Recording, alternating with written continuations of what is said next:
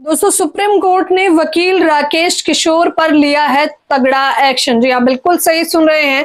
क्या है पूरा मामला हम आपको बताएंगे और किस प्रकार से मोदी सरकार घुटने टेकने पर मजबूर की गई है, वो भी आम जनता के माध्यम से, मुख्य तौर पर बहुजन समाज के माध्यम से। नमस्कार दोस्तों, आप देख रहे हैं रिपब्लिक समाचार और मैं हूं आपके साथ ज्योति यादव। अभी हाल फिलहाल में 6 अक्टूबर 2025 को जिस प्रकार से सुप्रीम कोर्ट में सीजेआई बीआर गवई, जो कि दलित समुदाय से संबंध रखते हैं, बौद्ध समाज से हैं, उन पर जूता कांड किया गया था। वकील राकेश किशोर के माध्यम से उन पर जूता फेंकने का प्रयास किया गया था, जिसके बिना पर राकेश किशोर ने एक सनातन का नारा भी दिया था कि सनातनियों का अपमान नहीं सहेगा हिंदुस्तान।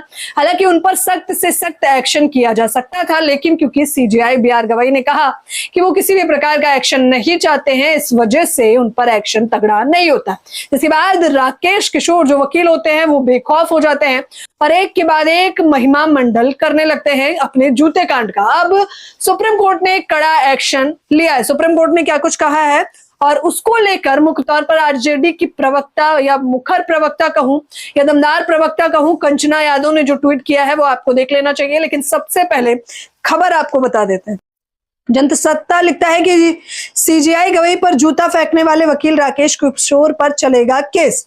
एसजी तुषार मेहता ने सुप्रीम कोर्ट को दी है जानकारी। जी हाँ, सॉलिसिटर जनरल तुषार मेहता ने जस्टिस सूर्यकांत की अध्यक्षता वाली पीठ को सीधे तौर पर बता दिया है कि अटॉर्नी जनरल ने अधिवक्ता राकेश किशोर पर अवमानना मुकदमा न केवल दर्ज कराया है बल्कि उस पर कार्यवाही की मांग को मंजूरी दे दी है। अब राकेश किशोर जो बड़े ही दमदार तरीके से अपनी बात को रख रहे थे और या फिर यूं कहूं कि बड़े ही बेशर्मी से वो सीजेआई का लगातार अपमान कर रहे थे, सर्वोच्च न्यायालय का अपमान कर रहे थे, अब उन पर कार्यवाही के मोड़ पर सुप्रीम कोर्ट नजर आ रहा है। हालांकि कोर्ट में काफी कुछ चर्चाएं हुई।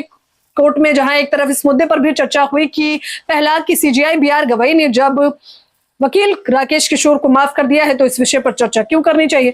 इसके पक्ष में यह भी रखा गया कि ये केवल सीजेआई का अपमान नहीं है बल्कि ये सर्वोच्च न्यायालय का अपमान है और संविधान का अपमान है। दूसरा जो मुख्य बिंदु रखा गया कि क्या सोशल मीडिया सच में इस मुद्दे को इतना तूल दे रहा है या फिर जानबूझकर इस मुद्दे पर उबाल अभी भी बाकी है। जिस प्रकार से आपने तस्वीरें देखी होंगी कि संसद के पास भी तमाम लोग हुजूम पहुंच गया था बहुजन समाज का और मांग कर रहा था कि किस प्रकार से सीजेआई का अपमान किया गया है और इसे बिल्कुल भी बर्दाश्त नहीं किया जाएगा। जिसके बाद सरकार पर, मुख्य तौर पर मोदी सरकार पर, प्रशासन पर दबाव बनता है कि लोग इस मसले को भूलने वाले नहीं हैं, इसलिए एक्शन तो लेना ही पड़ेगा। ऐसे तमाम विषयों पर जब चर्चा हुई तब जस्टिस सूर्यकांत की अध्यक्षता वाली पीठ के सामने ये रखा गया कि अब उन पर, यानी कि जो आरोपी हैं राकेश किशोर, उन पर अवमानना की कार्यवाही की जाएगी। अब देखना होगा आगे कोर्ट क्या कुछ फैसला सुनाता है। लेकिन आपको मुख्य तौर पर शुरुआत में मैंने कहा था, कंचना यादव इस पे लिखती हैं कि दलित समाज से आने वाले मुख्य न्यायाधीश सीजेआई पर जूता फेंकने वाले संघी